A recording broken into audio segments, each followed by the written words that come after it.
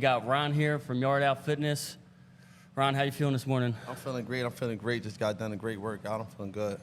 Great workout. Got me burnt out. Yeah. Mandatory Sunday. Mm-hmm. That's sweat right there. Appreciate you for having us for the workout, joining us for the podcast. Your story is inspiring. It's exactly what Streets of Success is all about. So I'm honored to have you on here, and we could jump right into things. Right. So give people a little bit of a background about where you're from, how you grew up, your childhood, school and stuff like that. I'm from North Philly, 27 Lehigh Avenue. I grew up normal, playing sports, childhood, going to school, after that, turned to the streets. Mm-hmm. And that's when it all went downhill. That's when I went to prison. I came home, thought I knew a lot, thought I knew it all. I went back to prison, and the story behind it, we're going to get into it. Yeah. So a little bit about school, and how were you in school? Were you class clown in the sports? Were you good? I was in the sports. I could play ball a little bit. I was in the sports, but I was always cool. I'm a politician. I was a people's person. You know what I'm saying? Always. How was your grades and stuff like that? Average grades, B's, C's. You know what I'm saying? Some A's sometimes. Yeah, I always got an A in math though. Fighting? Any anything not like that. that? I mean, I could fight, but I ain't really getting a whole lot of fights. But I got in some fights. You know what I'm saying? What influenced you to start getting into the streets?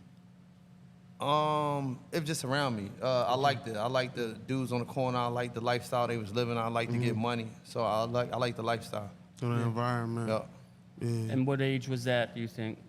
What age? I've liked it all my life because I've seen it all my life. But what age I really like? Probably 15, 16. You know what I'm saying? Yeah. What type of things were you getting into?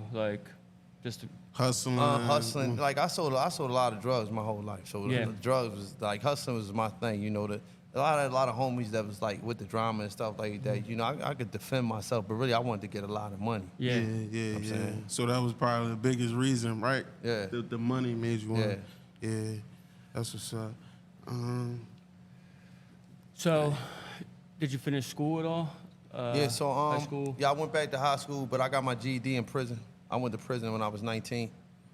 All right. So how did it go when you first went to prison? You did a couple years, then came home to how did it go? What you get locked up for? I got locked up for conspiracy to murder, robbery, and burglary. I did 5 years.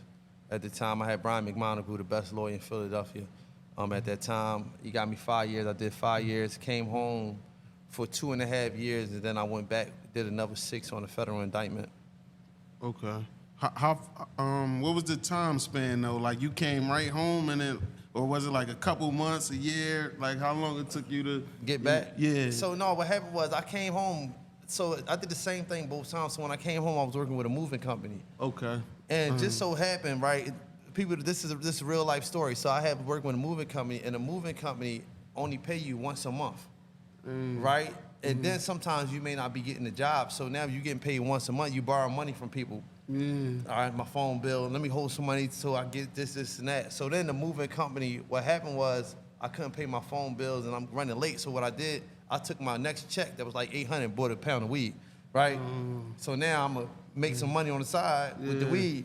Yeah. Just so happened, I got back and I started getting a lot of drugs, cocaine, and it started from there. Yep, that's how it started, you know what I'm saying? Yeah, they say weed be the gateway. Yep, the gateway, yep. Then it just start flooding. The gates start flooding open. The next thing you know, I got them chumpies, and I'm just riding around. And you was on parole at that time? Yeah, I was on parole, yeah. So I had a 5 to 10 sentence on my first case. I was on parole. So, I guess you ended up getting caught again, right? Yeah. And then now you had a back time plus a new case. Yeah. So how that all? With the new case, I made out because I took a deal. I've only had that one case.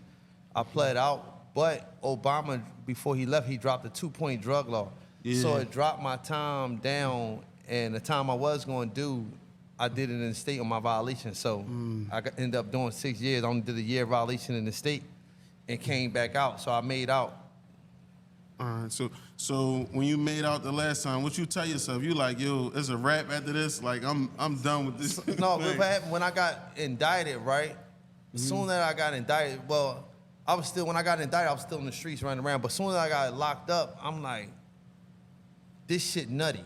I said this to myself. I said, I don't want to go through this no more. This shit nutty. And I went to my cell and I prayed. I said, God, you get me out of this situation. I'm never coming back, right?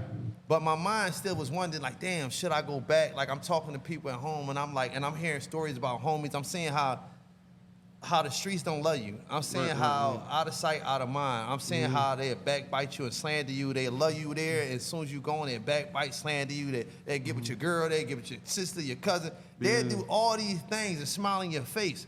So I'm seeing this, and I'm like, damn, I don't even want that. You know what I'm saying? I'm like, I'm done with it. And I like this feeling I had in my heart. I said, I'm done with it. So everybody thinking I'm gonna go back, and I'm like, that feeling y'all gave me, and I give, so I gave a lot of people my last. I put a lot of people in position, you know what I'm saying? I'm like, damn, this how y'all do me? They said F you. Yeah, so I'm like, and I wasn't mad at nobody. I forgave them.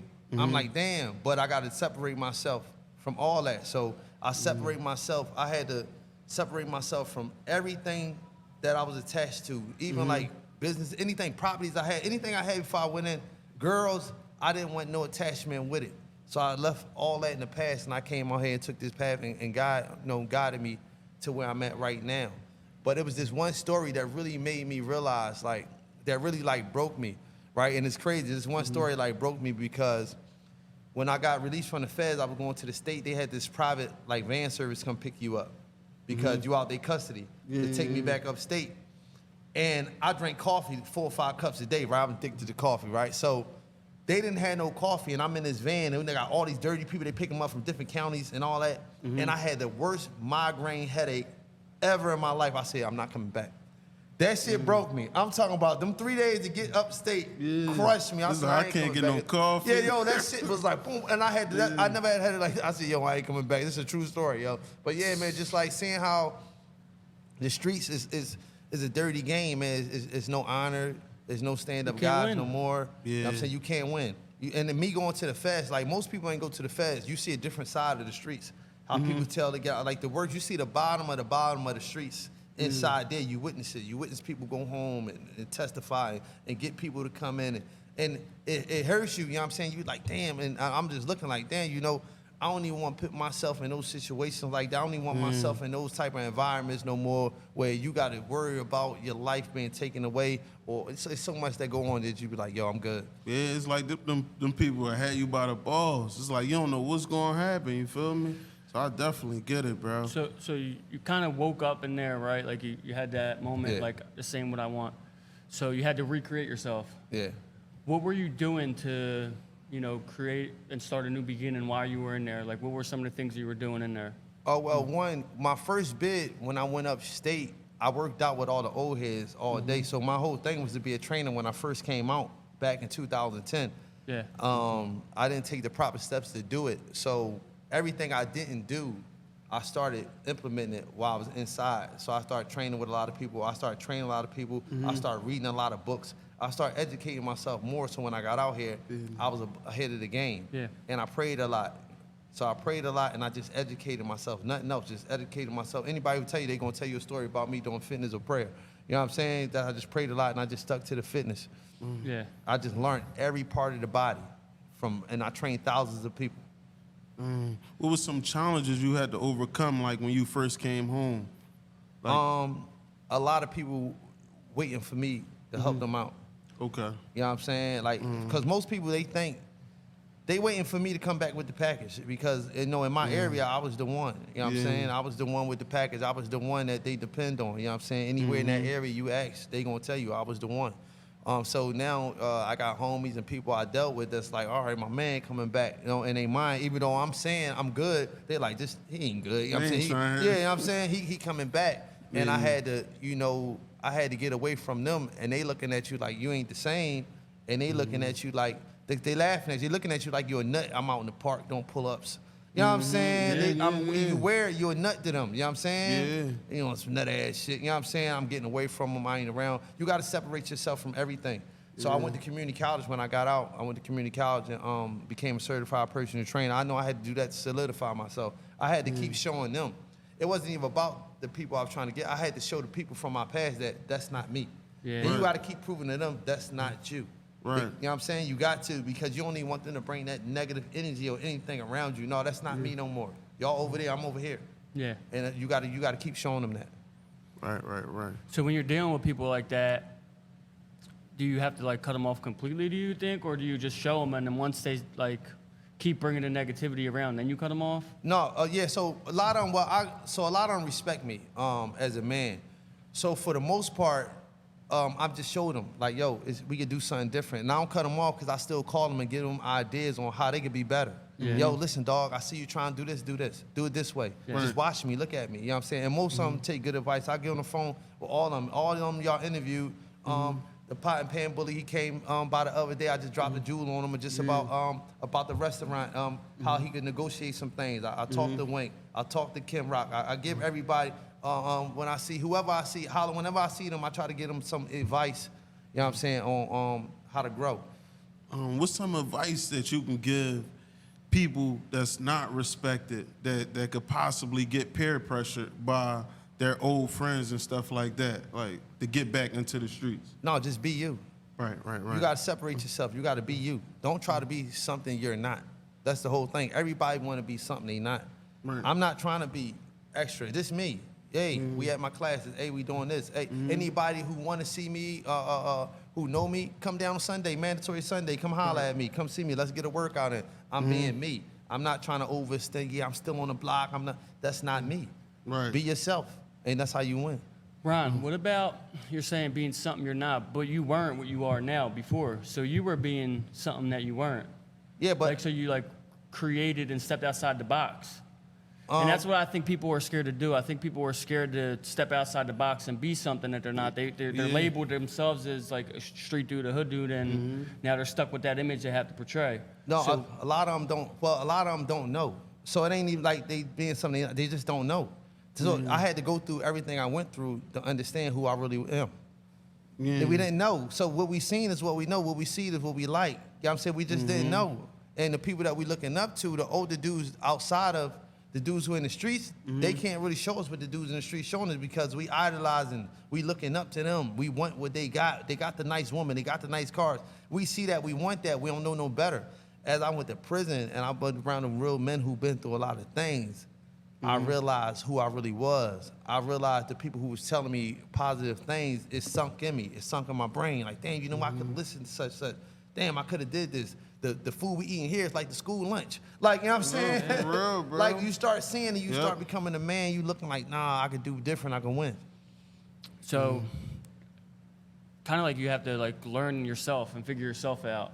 Yes. And it's tough because people don't do it. They just, every day the same, they don't reach for their potential. Yeah.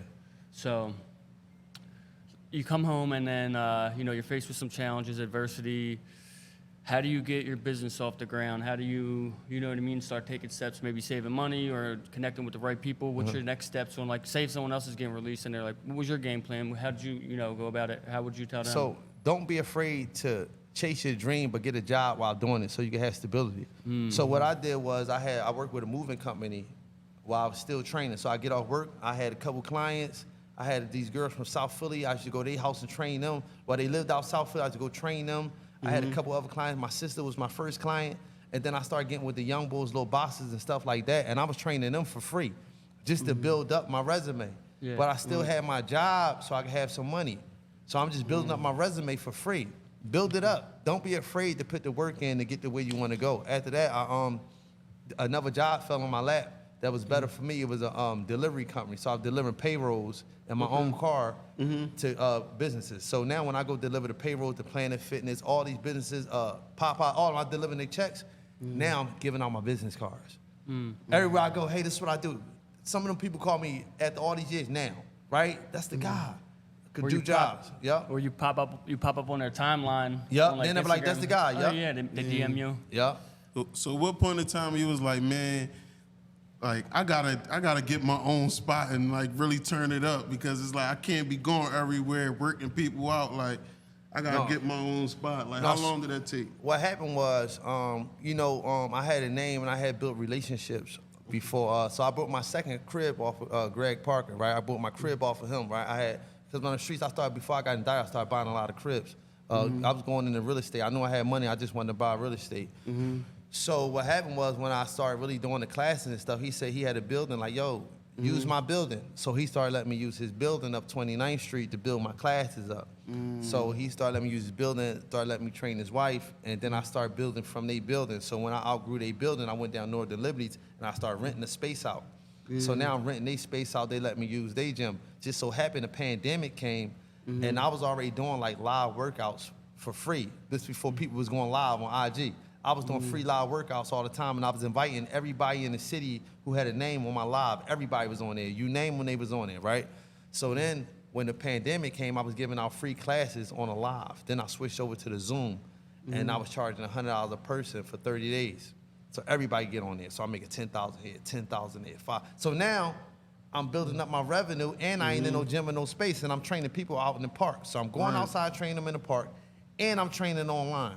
Now my money getting up, and I had got some extra paper. My wife at the time helped me get some extra paper, and I seen this building, and me and her, we came in here and started putting this together. Real quick, yeah, so it's crazy though. I was saying, when I first came home, Greg is one of the ones that looked out for me too. He got my LLC for me. He gave me some cheese, and he demoed my crib out for me too, my first rental property. Yeah. So that's love. Yeah. Real right. All right, so you got the building. You had to put some work into it, I'm sure. Was that sweat equity, or did you hire someone? Both. So what I did was a lot of gyms was going out of business during the pandemic. So me, my brother, a couple other homies, another trainer used to work here. I used to get U-Haul trucks, and I drive over Jersey, over New York, and pack it up, whatever equipment I need. And then some of them, they deliver to me, but I go find it. You know what I'm saying? Wherever I was coming from, I was find it. Like get treadmills, they may be 10,000. I'm getting it for 4 or 5. You know what I'm saying? The equipment, I'm getting it, I'm buying it. They 1,500, 2,000. Give me this. Boom. They might be $5,000. I get look. Give me 4 of them. I give you this. Give me all those dumbbells. I give you this. You know they was going out. You know what I'm saying? So I was just like going through just the floor. I bought this grass off of another gym that was going out. Like yo, paid it. The grass usually like $3,000, just the black part. I probably gave him like $1,500. Yeah. You know what I'm saying? On the other side, just traveling, just finding everything I could find. Not making no excuses, getting it done. You feel me? Yeah. How did it go for you during the pandemic though? Like, was it a problem? Did you go like through a Zoom and start working people out, or were you still like pulling up on people? No, the Zoom and both. So with my advantages over most trainers my advantage is I went to prison and I know how to train anywhere. So my clients understand that. So if they shut down the day of tomorrow, I'm gonna have them outside, but I already got the system on how to do it. But my clients are already programmed to understand that. Most people can't get their clients to understand, hey, we going out here because they used to one thing. They mindset already programmed on we are out, we go anywhere. They like, you know, so they already locked in with me. So it was easy to have my clients still give me the same amount of money, even though we wasn't inside the gym. Yeah. So how many clients do you think you're at now, like consistently? I know you do group workouts and stuff, but if you had to put a number on it, how many people? Probably like 200 clients. 200? And what's some of the other stuff that you have going on other than the gym? Right now, I got my protein, my pre-workout to go along with the gym, my apparel, and just working on the properties. Okay. Yeah. All right. And you mentioned the TV show too. Oh right? yeah, I had right? the TV show. We're gonna reshoot again. The TV show on the CW Philly was an at-home workout. Coming 6 o'clock in the morning. So there's a 30-minute at-home workout, but also a chef come at the end. So some of the hottest chefs you've seen in Philadelphia, in Philadelphia was cooking on my show at the end of the show. Dang. When you started back up the next time, let me know. Like the next show, I'll come for the chef part. Real right. So do you offer like nutrition plans and stuff like that as well? So all our trainers come with customized nutrition plans. So all my clients get it. I got like a VIP group where like a lot of stuff I don't share to the public. So a lot of game I got, a lot of my system I keep for the people who are in the system. So for my clients, they feel special. They get something exclusive. Like I just gave an event, a networking event for all the clients. Just gave them a free event, everything free. Food, we all dressed up, they look good, they felt good. So a lot of things I try to keep in my memory so we keep building to make them feel comfortable and good and let them know they're exclusive. Yeah. Man. Yeah, How about other trainers that work with you or for you? Do you have other trainers that you're developing underneath you Yeah, so I you got, can expand and? Yeah, I got one now. So what happened was when I first started, I started backwards in a sense, right? So when you first start, I always use the street analogy. So when I first started in the street, I got my little work, I built myself up, and then I started bringing on my team. So when I got the gym, I try to bring a team of trainers on, right, as independent contractor where they just pay me to train. But that's not the direction I wanted to go. But I thought, we always gonna come together and find that direction to be like just a team and we build. So they was independent and I wanted to grow the gym more. So I had to start over and start getting other trainers, teaching them under me so we could grow together. Yeah. So it's just a learning experience. So now I had to start back. I had to build my block up, build my classes up, build my clients back up.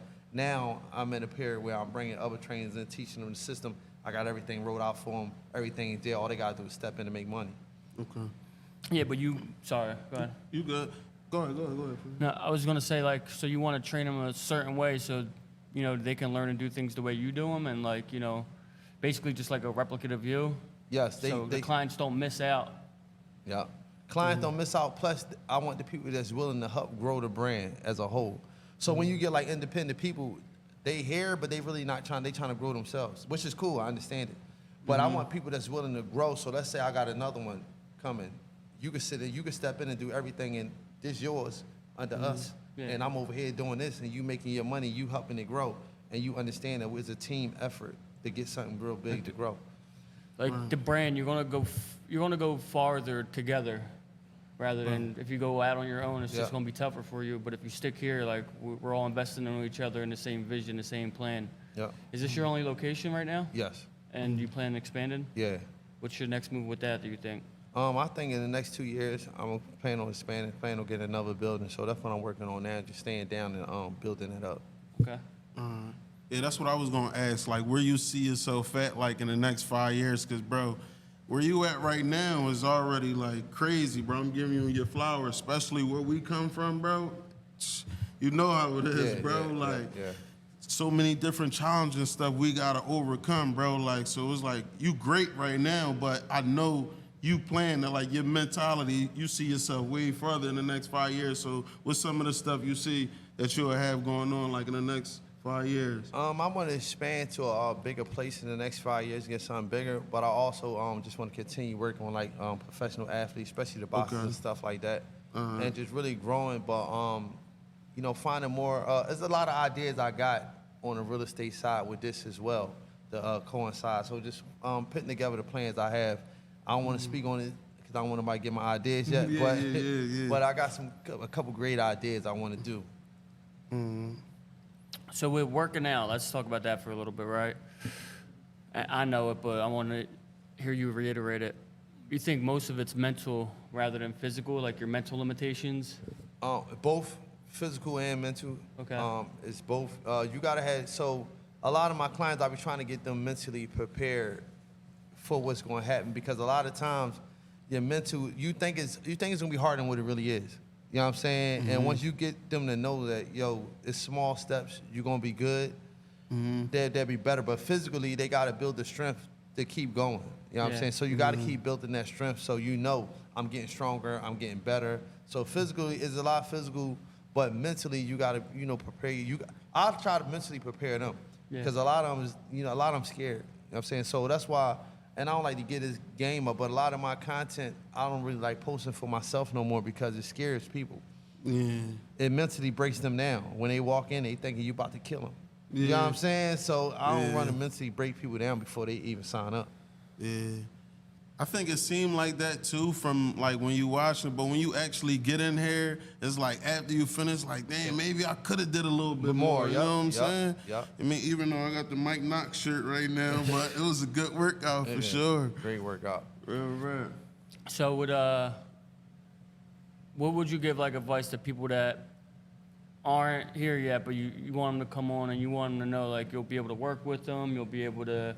Because when we came in, you're like, if you got to go on your knees to do your push-ups, or if you got to go out and get a breather, like it's not like people see you jumping around and all hype. Like they don't got to keep up with you, but just do it. Yeah. So no, my whole thing is when you come in here, I find ways and modified ways to get you through the workout. And I let everybody, go, especially in the groups, go at your own pace. Do what you can do. It's you versus you. And I'm going to explain that to you, and I'm going to give you the modified version. And when you in here, the atmosphere, it's just different, And my training, I've been doing this for years and years and years with thousands of men across America. So I know how to read people's body language. I know what's going on. So I know how to train. I'm one of the best around in training and reading the people and helping the people get where they need to go. I want to stretch it to the streets real quick, but not in that sense. What do you think the lessons from the street taught you to? All right, so getting back to it, I was asking you, like, what lessons or what things from the street do you think, helped you, or lessons you learned from that to, implement into the life and the things you're doing now? Because there is some things you could take away from being from the streets. I mean, everything I implement now come from the streets. Everything. So everything, even to my class discount, $50 for 16 classes. That's like I'm in the street, I might give you 5 for 20. Yeah. You know what I'm saying? No, for You know what I'm real, saying? real So right, bro. everything you see me implement comes from the streets. Everything. My mom was a hustler, my dad was a hustler, my sister was a hustler, my brother. So everything comes from the streets. My mindset, so that's why, I was able to survive over here because my mindset is in survival mode. In streets, you're always in survival mode. So you sit back and you figuring ways out to become successful in the streets. So when I sit back, I just figure out ways. But now what happened is I get with more corporate people. I go to more corporate events. And now my street knowledge and the way they show me how to do better things, systems, automations, all these things I'm learning from them, I'm like, oh, okay. Oh, all right. Oh, all right, y'all let me in the door. Y'all set me at this table. All right, I got it. Yeah. It's easy. I got it. I got them. Right? Everything I know, because they doing a lot of things I already know, but now they just showing me how to do it a better way. It's this easier. I'm like, oh, okay. I'm sitting at them conferences, just sitting there, just relaxing. I'm listening to a lot of homies that's doing stuff, people that's doing that, and I just soak it up. You know what I'm saying? I don't even speak. I just let them talk. Even if I do know it, I don't even speak on it. Yeah. Okay, I'm going to add that with that. All right. And then I don't speak on it because I don't want them to stop talking, because a lot of times they give me reassurance that, I'm going the right path. Like, oh, I was doing that already. I don't even let them know I was doing that. I'm like, all right, I was doing that. All right, I got that, but I can add that with it. Just gave me right there. I'm just going to soak it up. Everything. And just, and keep building on to what I got. So one thing, No, I just was gonna say, a lot of times, man, when we come from the streets, we don't realize that the business world and the street world is like so similar. Yep. Like you just selling different product. Yep. It's the same thing. Like you said, 5 for 20. Like it's the same thing, just different product. And I feel like, man, everything you doing is crazy, bro, because you really influencing and showing other people that you might not even know that you touching from our neighborhood or any neighborhood that's viewing you on Instagram, TV, or whatever, and they seeing like it's possible. Yeah. Like it really could be done, man. And one thing I always did coming from the streets that a lot of people don't understand is I never treated a fiend or customer bad. Yeah, no doubt. So I fed the fiends. I cleaned them up. I made them feel good. I gave them free, like I give out free classes sometimes. I gave them free illegal things, right? Because when I gave them something free, you know what they did? They went out and told everybody, go to my nephew, go to him. Because you're giving them something, you're making them feel good. So I give back to my community of people because I want them to get that same feeling the way I know I made people feel in the streets. And that's how you become successful. Don't treat nobody different or bad in the streets or in the legal world. And that's the one thing that came over to me. I treat everybody good, and that's how I keep winning. Treat the janitor like the CEO. Yep. Ain't no different. When I was in the streets too, I always hung out with even like custies, because it's like they have a different upbringing, a different environment, different people to be around, and everyone look at me like, why you hanging? I'm like, he's actually pretty cool if you get to know him and you can learn from him. I mean, he probably get high, but they teach you some stuff you don't even know, or bring you around a group of people that you would never be around. So like people looked at me like I was a little weird or I was homie hopping or whatever, but it's networking. Networking's huge for business. Like, and people didn't realize it then. Same thing. The same. Simple-minded. Same thing. And that's crazy you said that, because that's how it be when you get like, when you in the streets and you get like, someone be functional too, and they take you to people from their jobs, and they take you over here, and they got lawyer friends, and you like, dang, you be sometimes I used to go to nice houses and stuff from a thing, you know what I'm saying? You be like, yo, this is crazy, so all of them don't be like how we think in the hood. As you start growing, you know, because I grew on another level in the streets. So as I started getting there, you be like, dang. But the whole thing is, when you in the corporate world, when you trying to run a gym, you trying to run a business, you got to network. You got to really network. You got to get to know people, and don't look at like you better than nobody, because you can learn from everybody. Yeah, no doubt, no doubt. So do you get people say like you're Hollywood, or because we get busy, right? As business owners, you get busy and you can't get back to everyone, and you got priorities. Like, I have to get back to this person. They're funding whatever this is, so I can't just like leave them on red. But then there's like homies that are kind of wasting your time. You don't want to say wasting your time, but it's like you're busy. Do you get that often? Like you're Hollywood, or you don't know nobody no more? You get the jokes. I get that a lot, because people don't understand. Like I was telling y'all when we was in the class, like a lot of people, they really don't understand how much energy and time it takes to build this up. They looking like it's easy, but it's not easy. Because most people can't get that many people in the class at one time and keep it consistent, so you could take care. You know how hard it is to get somebody to do something most people don't want to work out. To get somebody that don't want to do something consistently and show up so you can feed your family. You know how much time you got to put into that? Yeah. So sometimes, like I told you, I get up 5:30 in the morning. I may not get out of here at 8 p.m. at night. My day is gone, bro. I don't want to hang out. I want to go in the house. I want to go see my lady. I want to talk to my daughter. Like, it's over. My day over, because I got to get back up the next morning and do the same thing. Yeah. And then when I do get my time off to go do something, let me enjoy it. But people don't understand, because a lot of people don't have going on what you got going on. So they got all the time in the day to make the call. They got the time to do this. They got time to watch you. Stop watching me so much. Put your energy into something else. They got time to sit and watch you on Instagram. You catch me in traffic. You know what I'm saying? Or come to the down. class. That's it. Come down. Come down. Come see me. And then when I got time, whenever I got time, like I had a homie, right? I had to explain to them, like, they like, dang, you ain't invite me to the event. That event was for the gym members. It wasn't a homie hangout. It was for them to show appreciation. I thank y'all. I appreciate y'all for helping me grow.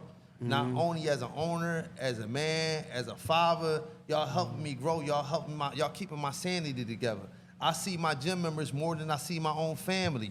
We bouncing stuff off each other's heads every day. We networking. They giving me ideas. I'm giving them ideas. We talking about life. When I'm going through it, they see it. When they going through it, I see it. And we sitting there, they my therapist, I'm their therapist.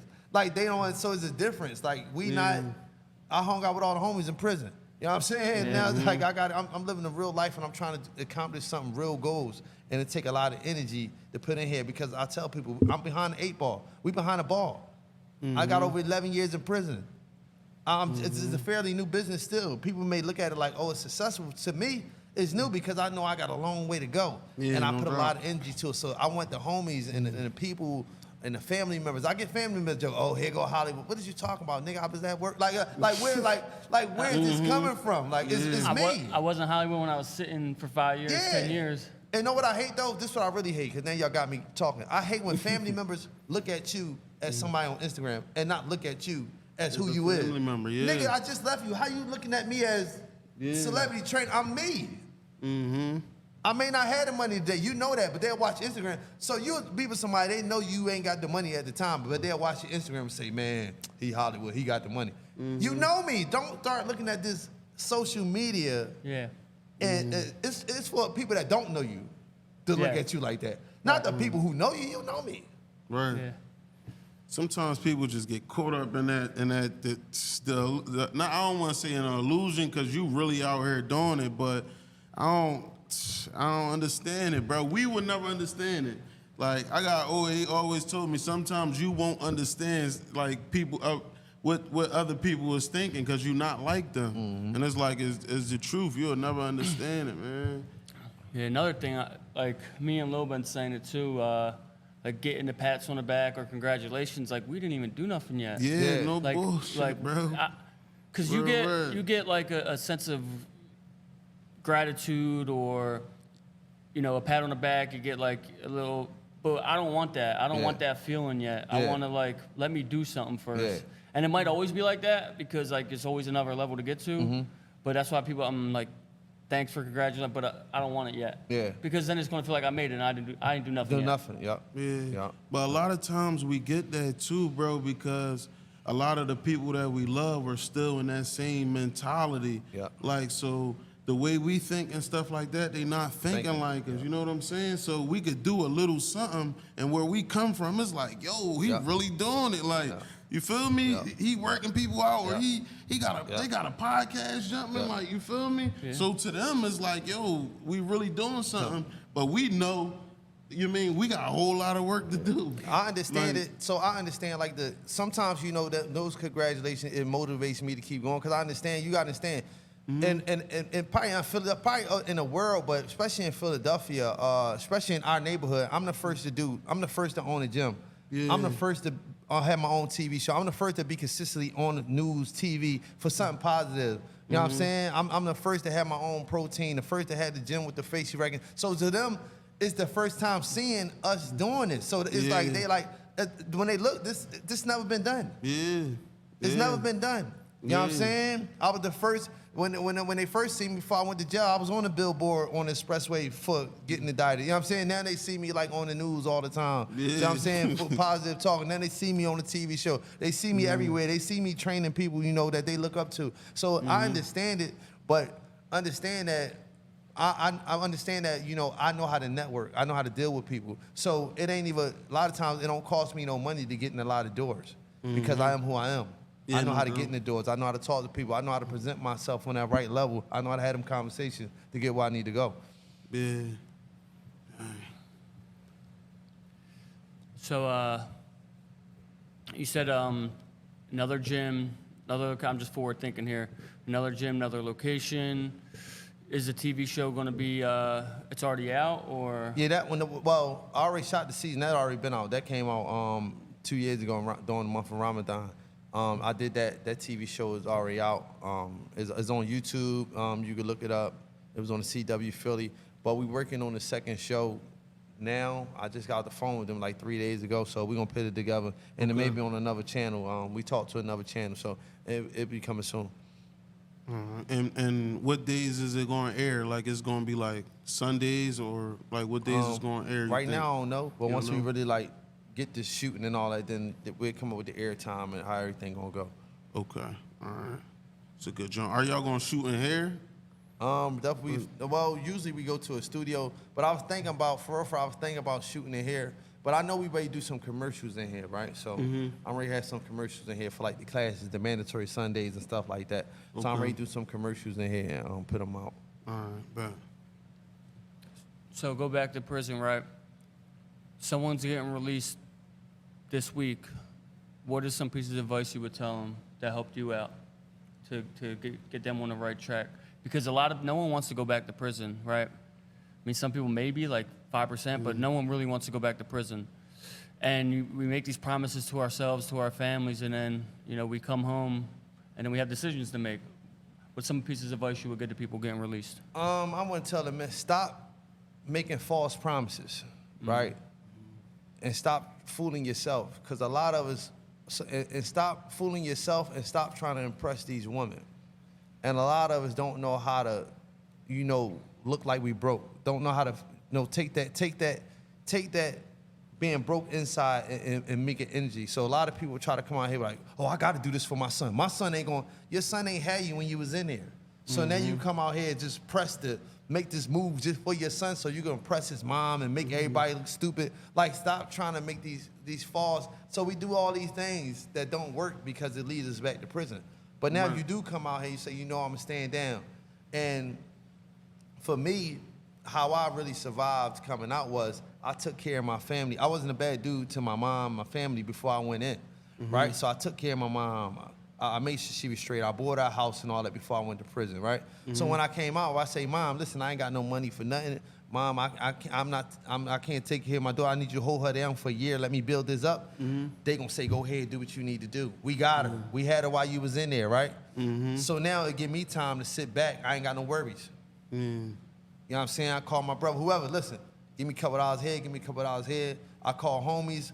I left paper with like certain homies to help me out get through there. So whenever I did good things before I went in that I didn't have no pressure when I came out. For all the dudes who are coming out, don't put that pressure on yourself to be the man. You know what I'm saying? Just relax. Take that burn inside and use it as fuel to get another job. Don't be afraid to work a job. Don't be afraid to look regular. Be regular. Put your pride to the side. Yeah, put your pride to the side. Facts. So what I pretty much summed it up was like, delay your gratification. Like, struggle for you struggle for 5, 10 years whenever you was away, 15 years. Struggle Grind it for a out. little bit out here. Yep. You still get the fruits of being free. Yep. You just can't get what you want immediately. Yep. And you can't get that time back. You come home, you try to, run with people that been home all this time while you was incarcerated. So it's like, just slow pace yourself, man. Yeah, you can't look around you, because I had that struggle too, because people never been arrested. I come home, they're the same age as me. They got businesses, families, houses, and I'm like trying to keep up, and I'm like, I just got to be at my own pace. Yeah. And then it's like a compound effect when you're trying to get better every day. They're not trying to get better every day. Every year they might be trying to get better, but not every day. So I got that compound effect. No, it's a beautiful thing, man. It's this is an inspiring story. No doubt. I'm really don't know what else to say. Do you have anything, Will? No, you just let people know where they could find you at, your Instagram, all of that. Gym? My gym is 6139 Germantown Avenue, Yard Out Fit Club. My Instagram is Yard Out Fitness. The gym Instagram is Yard Out Fit Club. On YouTube, Yard Out Fitness. TikTok, Yard Out Fitness. Anything else, Yard Out Fitness or Yard Out Fit Club. www.yardoutfitclub.com is the website. And y'all just keep pushing, stay positive, and man, just keep. Especially you coming from the streets, man. Like I got a lot of dudes who in the streets who want to come over and and do and change. But we got to start. Just as you get older, you just got to want to change. Just start changing, start making steps to it. And a lot of youth that's out there, I hope this interview just hit y'all and let y'all know that I was there. I understand what y'all going through. I've been there. I've been in prison. I did a lot of time. A lot of my homies still in prison. A lot of my homies, wish they could come out here and, do these things that I'm doing now, and they proud of me. I do a lot of this for them too as well, for my mom, my daughter, my family. But a lot of this is to lead the way for a lot of the people who watched me over the years become who I am, and they getting encouraged. And I hope, man, y'all don't fall victim to go back, to those streets, and because the only thing gonna happen is you're gonna do a lot of time, you probably get killed, probably get hooked on drugs. There's a lot of things to come along. It don't just be jail time. A lot of people get hooked on drugs. You become the fiend that we was accustomed to serving. You become them.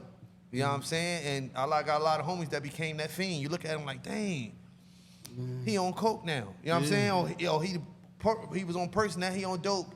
He down Kensington. You know what I'm saying? Homie, so y'all, you know what I'm saying, just try to stay positive. Try to, when y'all see people like this, like us, that's trying to make a difference and spread the word, just help us and follow through with it. Ron, we appreciate you, man. Thank you. Thank you. Success. Thank you. Thank you. Thank you. Yard out.